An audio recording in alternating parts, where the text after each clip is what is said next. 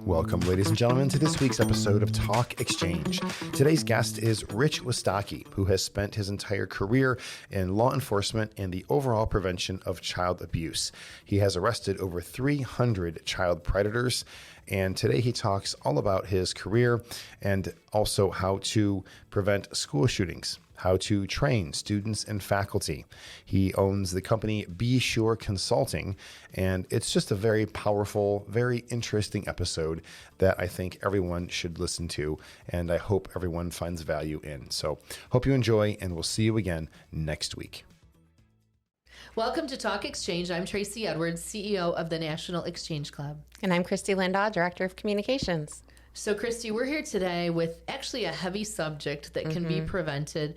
Thankfully, we at the National Exchange Club partnered with Detective Rich Wistocki quite some time ago. I want to say it was about 10 years ago when we first met you in Naperville, Illinois, where you were a detective. And since then, you've taken your program via Be Sure Consulting nationwide, many times in partnership with exchange clubs who provide the support needed to bring you in. I understand you're also serving as a detective in Putnam County, Tennessee, and providing these very important classes on how to keep kids safe nationwide. So please welcome our guest today, Rich Wistocki.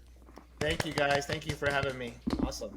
Absolutely. Always great to catch up with you. And I know a lot, it's always amazing whenever we get together, there's so much that has happened, so much that you've prevented from happening since we were together. So talk about your latest successes, Rich, since we were last together. Yeah. So with the Exchange Club, and I'm an Exchange Club member in the Tri-County, South Carolina area, Charleston area. And nationwide, the National Exchange Club has approved two of my national projects. One is keeping kids safe online, and number two is stopping school shootings, because we all know the National Exchange and Exchange Club across the United States is all about the prevention of child abuse. So I come from a place where I've arrested over 300 internet predators in my career, and I travel the country now. I just came back from Pennsylvania. Before that, I was in Indiana, Illinois, South Carolina, Alaska.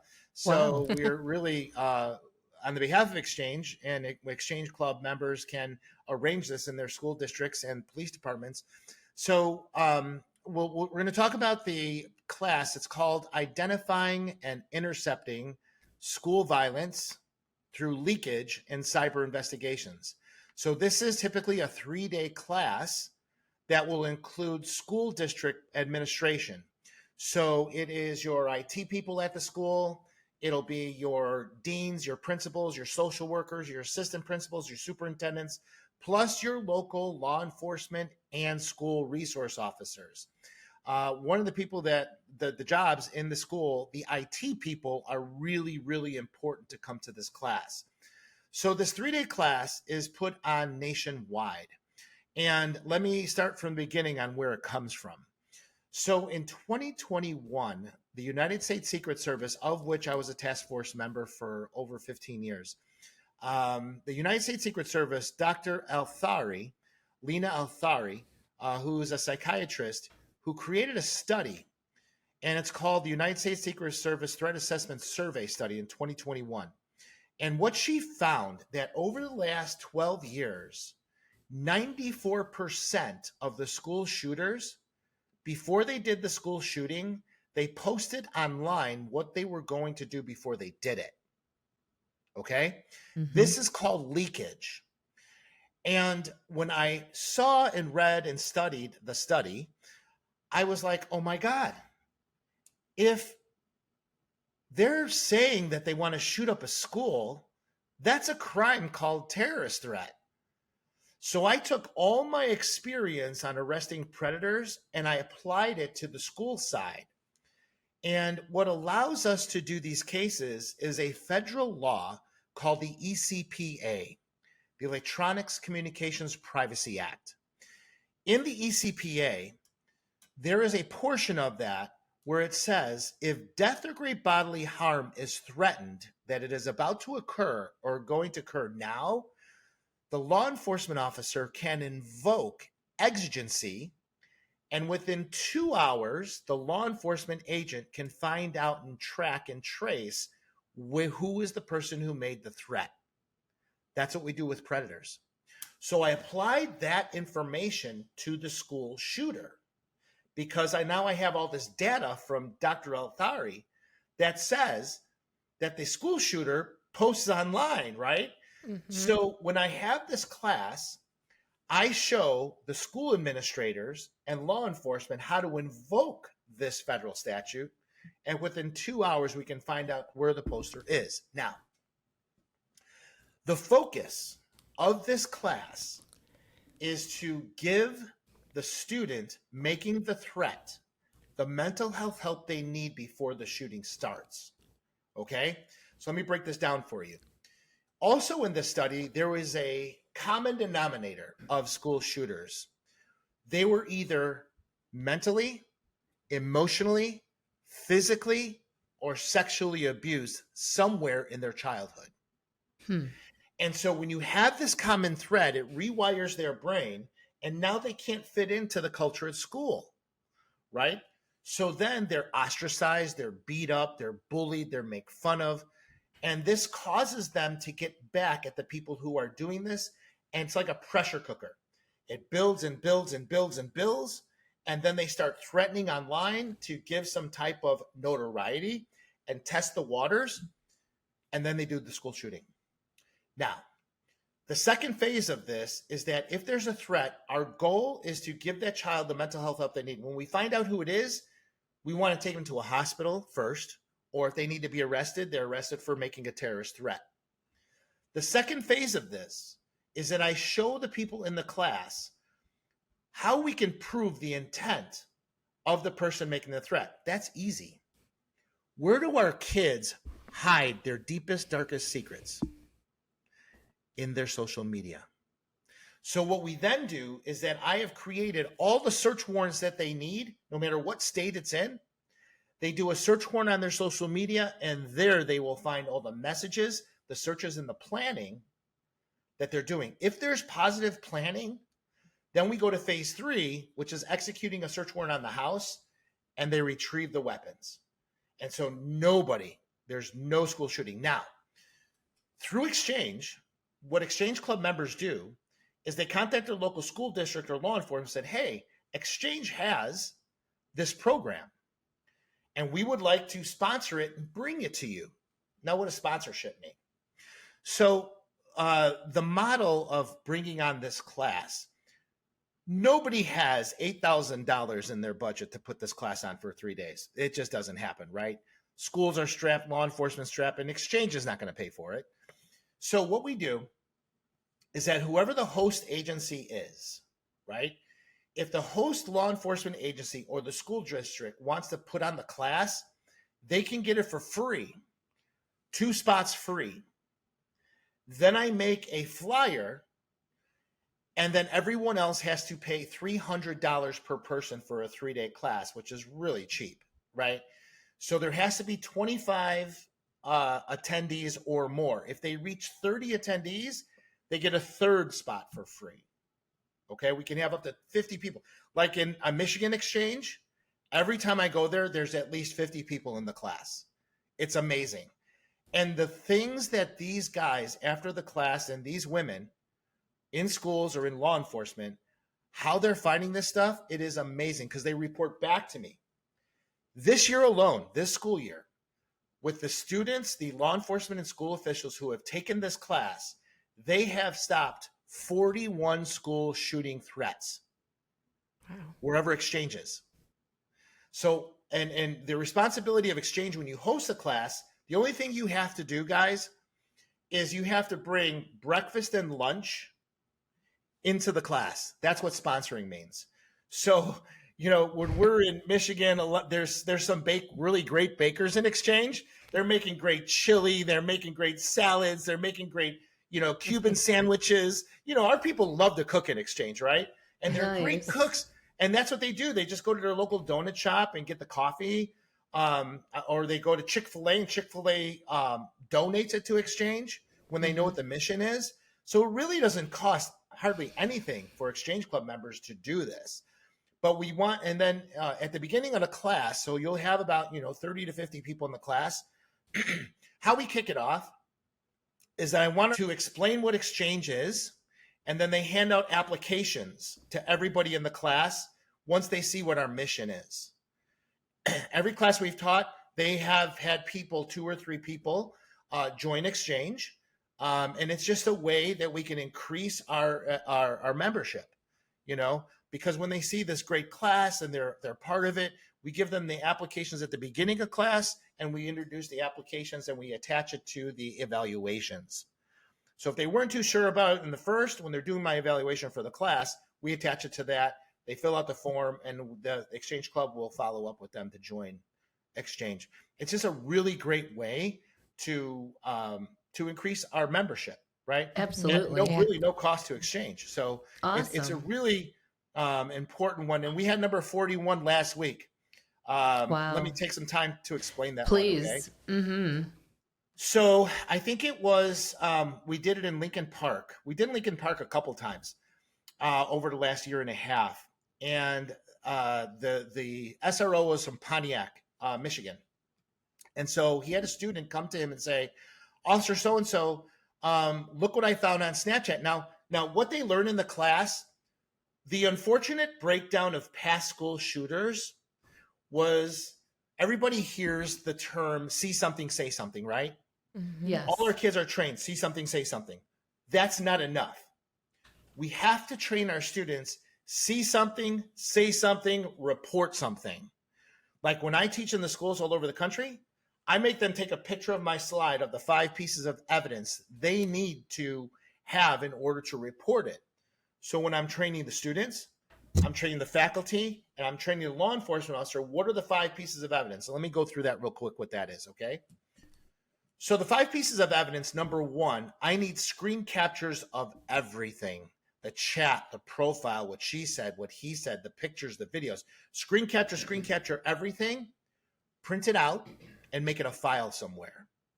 Number 2, I need a screen capture of the user ID or the gamer tag on Discord, wherever it came from, the email address that sent it, or the fake phone number they're using to text this message. One of those 4 or all of those 4, I need a screenshot of that. Number 3, and this is really, really important. Many law enforcement officers or school administration will tell the student when they want to report something, oh, just report it to the social media account. They'll take care of everything for you. That is really bad advice. Here's why. Once you press the abuse button on something that you see on social media, it goes to into a queue called the TOS team, Terms of Service. Snapchat, Instagram, Facebook, Discord, they all have one. By law, they have a Terms of Service. So they look at the complaint, they research the complaint, and sometimes it's so bad that they'll delete the account. Okay? Now, does cyberbullying only happen once? No. It happens numerous times, right? So the first time they'll report it to the social network. The second, third, and fourth time, the parents will be like, I'm sick of this. I'm going to make a police report. So the police will take a report. It takes about 3 to 10 days to get it to a detective. And then when a detective does the preservation or the subpoena or search warrant on the account, what are they going to get back if the social network already deleted it? Absolutely nothing. So we want to tell our students, when you see something and you want the police to do something about it, don't report it to the social media account, report it to the police, okay?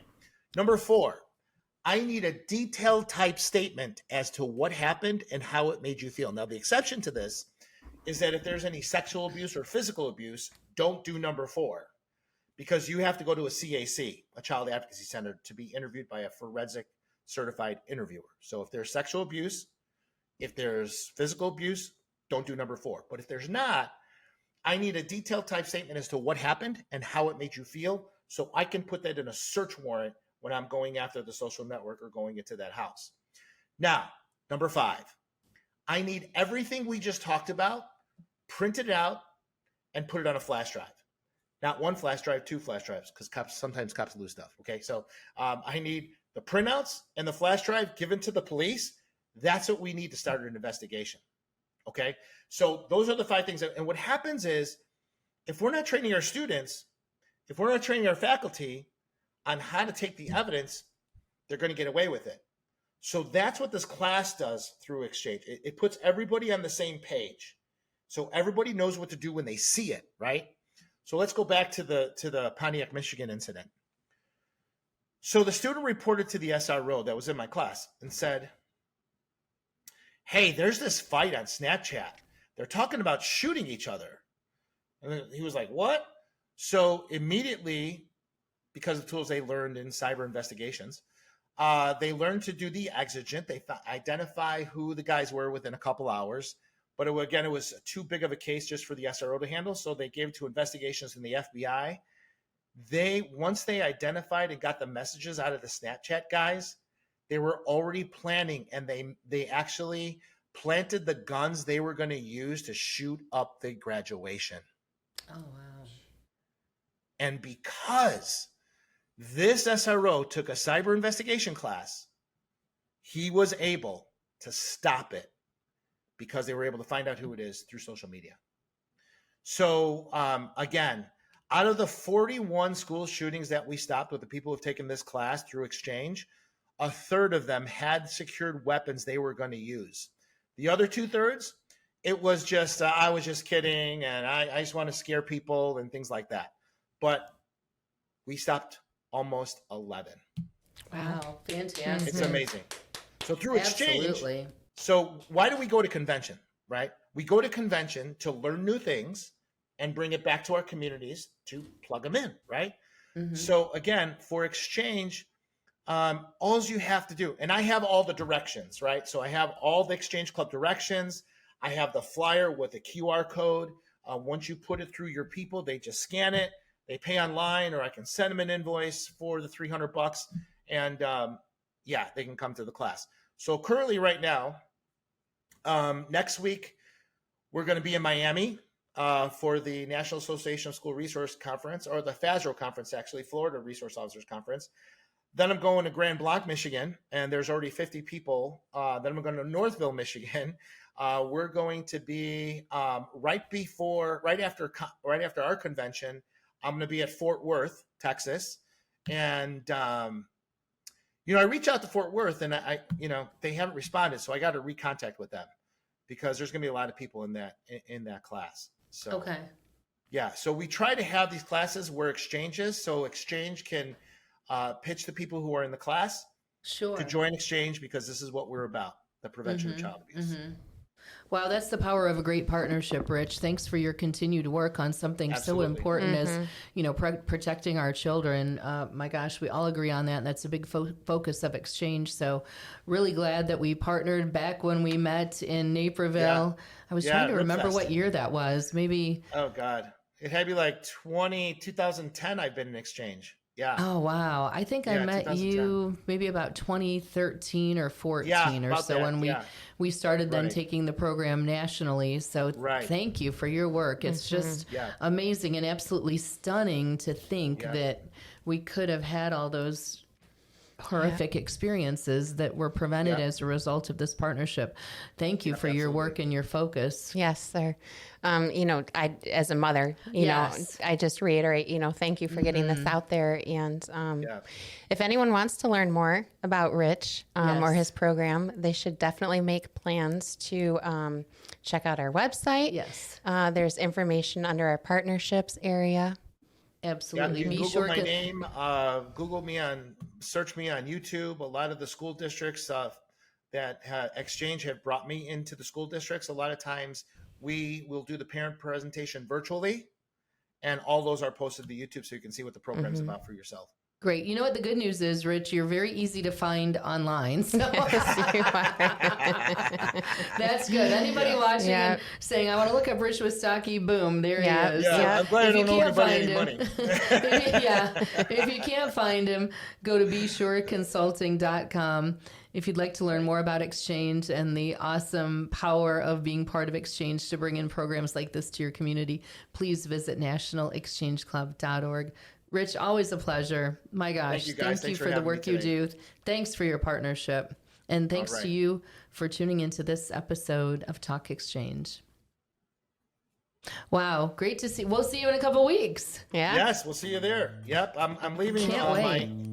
I'm going from Miami to Texas to Louisville. Oh my gosh, did your wife ever get to see you? Yeah, she's coming.